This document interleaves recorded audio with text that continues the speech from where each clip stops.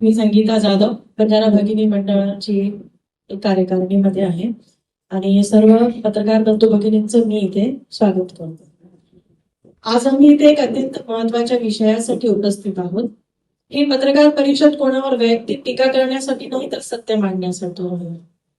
आज आम्ही सर्व संघटनाच्या वतीने माननीय इंद्रनील भाऊ आणि मोहिनीताई नाईक यांच्या ठाम समर्थनासाठी इथे आले आहोत. कारण काही मोजक्या लोकांनी राजकीय प्रभावाखाली समाजातील काही दिशाभूल झालेल्या व्यक्तींना पुढे करून सेवालाल महाराज जयंती संदर्भात इंद्रनील भाऊ आणि मोहिनीताई यांची जाणीवपूर्वक बदनामी करण्याचा प्रयत्न केला. सर्वात महत्वाचा मुद्दा असा की यापूर्वी जेव्हा जेव्हा संत सेवालाल महाराज जयंती निमित्ताने रॅलीचे आयोजन करण्यात आले तेव्हा कधीही इंद्रनील भाऊ आणि मोहिनीताईंना याबाबत विचारणा केली नव्हती. मी जय राठोड सरांना विचारते की त्यांनी याआधी ताईंना कॉल केला होता का? याआधी कधी जेव्हा रॅली झाली होती तेव्हा नाही. हे पहिलीच वेळ आहे तुमची जेव्हा तुम्ही ताईंना कॉल केला. कारण रॅलीचे संपूर्ण नियोजन, आयोजन आणि जबाबदारी ही नेहमीप्रमाणे संत सेवालाल महाराज जयंती उत्सव समिती यांच्याकडेच होती आणि त्यांनीच ती आजपर्यंत पार पाडलेली आहे. इंद्रनील भाऊ आणि मोहिनीताई यांची भूमिका याआधी नेहमीप्रमाणेच मर्यादित आणि श्रद्धापूर्वकच होती. ते सेवालाल बापूचे दर्शन घेऊन काही वेळ रॅली सहभागी होत आणि समाजाच्या उत्सवात आपली उपस्थिती नोंदवत. मग यावर्षी अचानक मोहिनीताईंना फोन का करण्यात? यामागे नेमका उद्देश काय होता? हा केवळ योगायोग नव्हता तर हेतू परस्पर आखलेला डाव होता. हे लक्षात येण्यासाठी कोणीही अज्ञानी किंवा निष्काळजी नाही. हा डाव तेव्हा स्पष्ट झाला जेव्हा मोहिनीताई सोबत झालेल्या दूरध्वनी संभाषणाची रेकॉर्डिंग करून त्यामध्ये फेरफार करण्यात आले आणि ती संपादित स्वरूपात सोशल मीडियावर पसरली. जर केवळ एका या कृत्यावर आम्ही तात्काळ कायदेशीर तक्रार नोंदवली असती तर त्याचे गंभीर कायदेशीर परिणाम काय झाले असते याचा विचार त्या अपरिपक्व लोकांनी केला होता का? स्पष्टपणे दिसून येते की काही राजकीय आणि वैयक्तिक गैर बाळगणाऱ्या व्यक्तींनी या तरुणांना भडकावून स्वतः मात्र पाठीमागे राहण्याचा प्रयत्न केला. त्याच्यात सर्वात स्पष्ट सत्य हे आहे, इंद्रनील भाऊ आणि मोहिनीताईंनी रॅलीला कधीच विरोध केला नव्हता. मोहिनीताईंनी संत सेवालाल महाराज जयंतीलाही कधीच विरोध केला नव्हता. त्यांनी फक्त इतकेच सांगितले होते त्या सध्या वैयक्तिक आणि मानसिक परिस्थितीमुळे रॅलीमध्ये सक्रिय सहभागासाठी मानसिक दृष्ट्या तयार नाही. हा वैयक्तिक भावनिक संदर्भ होता. तो रॅली विरुद्ध नव्हता आणि जयंती विरोधी तर अजिबातच नव्हता. मग चुकीचा संदेश कसा पसरला गेला? मोहिनीताईंच्या या वाक्याचा संदर्भ बदलण्यात आला, शब्दाचा अर्थ वागवण्यात आला, संभाषणाचा आशय तोडून मोडून सादर करण्यात आला आणि सोशल मीडियावर जाणीवपूर्वक असा संदेश पसरवण्यात आला की मोहिनीताईंनी संत सेवालाल महाराज जयंतीला विरोध केला आहे. ही माहिती वस्तुस्थिती विरुद्ध होती. तर वास्तविकता काय होती? त्यांनी जयंती साजरी करण्यास विरोध केला नव्हता. त्यांनी धार्मिक कार्यक्रमात सहभागी होण्याची तयारी दर्शवली होती. त्यांनी आर्थिक मदतीची तयारी दर्शवली होती. फक्त रॅलीमध्ये सक्रिय सहभागासाठी त्या मानसिकदृष्ट्या सक्षम नसल्याचे सांगितले होते. त्यामुळे वैयक्तिक मानसिक स्थितीचे विधान हे धार्मिक विरोध म्हणून सादर करणे ही चुकीची दिशाभूल करणारी हेतू परस्पर पसरवलेली माहिती होती. आता त्यांनी प्रश्न केला होता, मग पोहरागडला ते कसे काय गेले? पोहरागड म्हणजे केवळ कार्यक्रमाचं ठिकाण नाहीये. पोहरागड हे बंजारा समाजाचे तीर्थस्थान आहे. ते श्रद्धेचं केंद्र आहे. ते ओळखीचं प्रतीक आहे. तिथे जाणे म्हणजे राजकीय उपस्थिती नाही तर आध्यात्मिक कर्तव्यही आहे. तिथे जाऊन दर्शन घेणे, पूजा करणे ही वैयक्तिक श्रद्धेची बाब आहे. यावर प्रश्नचिन्ह उपस्थित करणे योग्य नाही.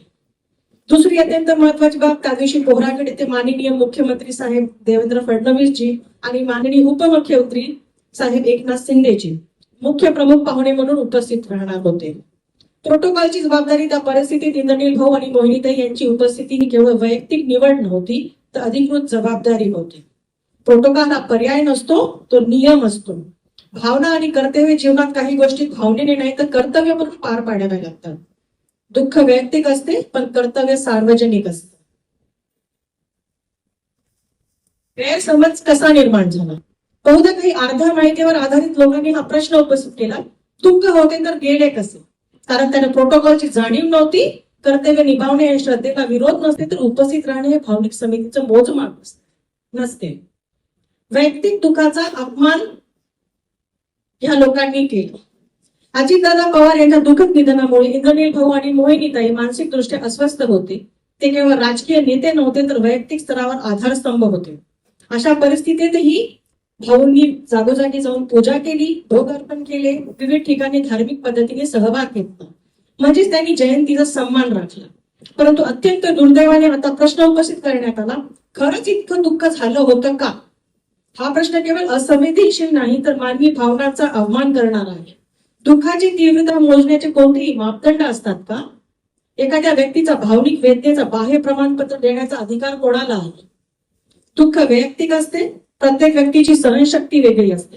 प्रत्येकाच्या भावनिक पुनरुत्थानाचा कालावधीही वेगळा असतो. एखाद्या व्यक्तीच्या दुःखावर सार्वजनिक प्रश्नचिन्ह उपस्थित करणे हा केवळ सामाजिक दृष्ट्या अयोग्य नाही, तर परिस्थितीनुसार ते मानहानिकारक स्वरूप धारण करू शकते. जर अशा प्रकारच्या वक्तव्य जाणीवपूर्वक प्रतिष्ठेला धक्का पोहोचवण्यासाठी केले गेले असेल तर ते कायदेशीर चौकटीत तपासले जाऊ शकते. दुःखाचे मोजमाप नसते आणि संवेदनशीलतेलाही मर्यादा असते. माझा 5वा पॉइंट आहे, दबाव आणि अल्टिमेटम इतकेच नाही. एसडीओ कार्यालयात निवेदन देऊन इंद्रनील भाऊ आणि मोहिनीताईंना 3 दिवसात माफी मागा, अन्यथा आंदोलन करू असा दबाव टाकण्याचा प्रयत्न करत आला. प्रश्न सरळ आहे, त्यांनी नेमकी कोणती चूक केली होती? रॅलीला विरोध केला नव्हता, जयंतीला विरोध केला नव्हता, धार्मिक कार्यक्रमात सहभाग घेतला होता, आर्थिक मदतीची तयारीही दर्शवली होती. मग माफी कोणत्या गोष्टीसाठी? ही मागणी केवळ अनावश्यक नव्हती तर दबाव तंत्राचा प्रयत्न होता. लोकशाही व्यवस्थेमध्ये मतभेद असू शकतात, पण अल्टिमेटम देणे हे समाजाचे साधन नाहीये. मतभेद हा अधिकार आहे, पण धमकी हा अधिकार नाही. एखाद्या व्यक्तीकडून चूक नसताना माफी मागण्याची सक्ती करणे हे सामाजिक दृष्ट्या अयोग्य आहे, पण परिस्थितीनुसार ते अनुचित दबाव किंवा प्रतिष्ठेला धक्का पोहोचण्याचा प्रयत्न मानला जाऊ शकतो. जर अशा प्रकारची कृती जाणीवपूर्वक प्रतिष्ठेला बाधा आणण्यासाठी केली गेली असेल तर ती कायदेशीर चौकटीत तपासली जाऊ शकते. लोकशाहीत आवाज उठवणे मान्य आहे, पण दबाव टाकणे मान्य नाही. नंतरचा त्यांचा प्रश्न होता की जे रॅलीचा सोडा नाईक घराण्यांनी काय केलं? नाईक घराण्याची 72 वर्षाची परंपरा आहे. आज आपण विसरू नये स्वर्गीय वसंतरावजी नाईक साहेब, स्वर्गीय सुधाकररावजी नाईक साहेब, आदरणीय मनोहररावजी नाईक साहेब. त्यांनी बंजारा समाजाला काय दिले हे मोजण्याच्या पलीकडे आहे. एक काळ असा होता, समाज जंगलात राहत होता, गावोगावी भटकत होता, श्रेय नव्हतं. आज समाज स्थिर आहे, उच्च पदांवर अधिकारी आहे, शिक्षण आहे, सन्मान आहे. हे शक्य झाले नसते जर नाईक घराण्याची साथ नसती. त्यांनी समाजाला उभारी दिली, संरक्षण दिले, दिशा दिली. संपूर्ण घराण्याने आपले जीवन समाजासाठी अर्पण केले. फक्त बंजारा समाजासाठीच नाही तर प्रत्येक समाज घटकासाठी त्यांनी साथ दिली आहे. ही संपूर्ण समाजाची भूमिका नाही, काही मोजक्या लोकांची कृती म्हणजे संपूर्ण समाजही नाही. बंजारा समाज एक संघ आहे आणि आम्ही स्पष्टपणे सांगू इच्छितो, बंजारा समाज नेहमीच न्यायाच्या बाजूने उभा राहिला आहे आणि पुढेही उभा राहील. बंजारा समाज नेहमीच आपल्या नेतृत्वाच्या मागे कण्यासारखा उभा आणि आजही आम्ही इंद्रनील भाऊ आणि मोहिनीताई नाईक यांच्यासोबत भक्कम आधारस्तंभाप्रमाणे उभे आहोत. काही व्यक्तींना स्वतःला सकल बंजारा समाज म्हणण्याचा अधिकार नाही. समाजाची भूमिका काही आवाज ठरवत नाही, ती ठरते एकजुटीतून, विश्वासातून आणि सामूहिक भूमिकेतून. आज विविध बंजारा संघटना एकत्र येऊन स्पष्टपणे जाहीर करतात, आम्ही सर्वजण इंद्रनील भाऊ आणि मोहिनीताई यांच्यासोबत ठामपणे उभे आहोत. समाजाचे सामर्थ्य घोषणात नसते, ते एकजुटीत असते. आज ही एकजूट स्पष्ट दिसत आहे. काही मोजके आवाज समाजाचे प्रतिनिधित्व करू शकत नाही, पण संपूर्ण समाज जेव्हा एकत्र उभा राहतो तेव्हा तो भिंतीसारखा नव्हे तर कण्यासारखा आधार देतो. आमचा पाठिंबा तात्पुरता नाही, तो विश्वासावर आधारित आहे. बंजारा समाज कालही त्यांच्या सोबत होता, आजही त्यांच्या सोबत आहे आणि उद्याही तितक्याच ठामपणे उभा आहे. आजचा सर्वात महत्वाचा संदेश असा आहे की हा केवळ 2 व्यक्तीवर झालेला आरोप नाही, ही नेतृत्वावर केलेली शंका आहे आणि त्याला उत्तर देण्यासाठी समाज स्वतः पुढे आला आहे. बंजारा समाजाने केवळ आज नाही तर वर्षानुवर्ष इंद्रनील भाऊ आणि मोहिनीताईंनी त्यांना विश्वास दिला आहे, पाठिंबा दिला आहे आणि सन्मान दिला आहे. हा पाठिंबा व्यक्ती पातळीवर नाही तर मूल्यांवर आधारित आहे. समाजाने त्यांना नेतृत्व दिलं कारण त्यांनी समाजाची नाळ जपली, त्यांनी संकटात साथ दिली, त्यांनी पदापेक्षा संबंध महत्वाचे मानले. आज काही मोजक्या आवाजांना संभ्रम निर्माण करण्याचा प्रयत्न केला, पण समाज संभ्रमित झाला नाही. समाजाने परिस्थिती समजून घेतली, समाजाने सत्य ओळखले आणि म्हणूनच आज विविध संघटना स्वतः पुढे येऊन आपला ठाम पाठिंबा जाहीर करत आहे. बंजारा समाज केवळ भावनिक नाही तर सजगही आहे. समाजाने काल साथ दिली होती, समाज आजही त्यांच्या मागे ठामपणे उभा आहे आणि समाज उद्याही तितक्याच निश्चयाने त्यांच्या सोबत राहील. हा पाठिंबा व्यक्तीसाठी नाही तर त्या परंपरेसाठी आहे जिने समाजाला दिशा दिली आहे.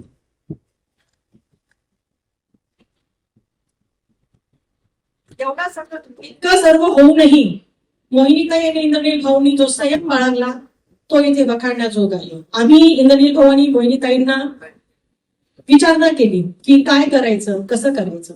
इंद्रनील भाऊ आणि मोहिनीताईंनी मौन राखले, कारण नेतृत्व आवाजाने सिद्ध होते तर संयमाने सिद्ध होते. शांत राहणे म्हणजे कमकुवतपणा नाही, त्या परिस्थितीवर नियंत्रण ठेवणे. आम्ही शांत का राहिलो? शांतता म्हणजे भीती नाही, ती संयम असतो. भाऊ आणि ताईंनी आम्हाला सांगितले हे तरुण आहेत, अर्ध्या माहितीतून वागत आहेत, म्हणून आम्ही कायदेशीर कारवाई रोखली. आम्ही कायदेशीर बाजू जर मांडली असती, जर तक्रार केली असती तर IPC 499 मानहानी, IPC 500 शिक्षा, IPC 469 बनावट सामग्री, IT Act 66 डिजिटल दुरुपयोग हे सर्व लागू झाले असते. तसे आमच्याकडे पुरावेही आहेत. पण आता समाज बोलतोय. आज विविध संघटना येथे उभ्या आहेत, कारण खोटा प्रचार सहन केला जाणार नाही, संपादित ऑडिओ सहन केला जाणार नाही, समाजाचे नाव वापरून राजकारण सहन केले जाणार नाही. बंजारा समाजाची भूमिका, समाज हा ठेकेदारीने चालत नाही, तो विचाराने चालतो, तो संस्काराने चालतो आणि या समाजाच्या उभारणीत नाईक घराण्याचं योगदान अमूल्य आहे. सकल समाज बांधव हे त्यांचं म्हणणं होतं. सकल समाज बांधव 50 मुलांनी होत नाही, तर सर्व संघटनांना मिळून हा एक सकल समाज तयार होतो. तर कोणी हे गैरसमज करू नये की 50 मुलं एकत्र येतील आणि आमच्या इंद्रनील साहेबांबरोबर मोहिनीताईंवर चिकलफेक करतील, तर ते आम्ही सहन करून घेऊ.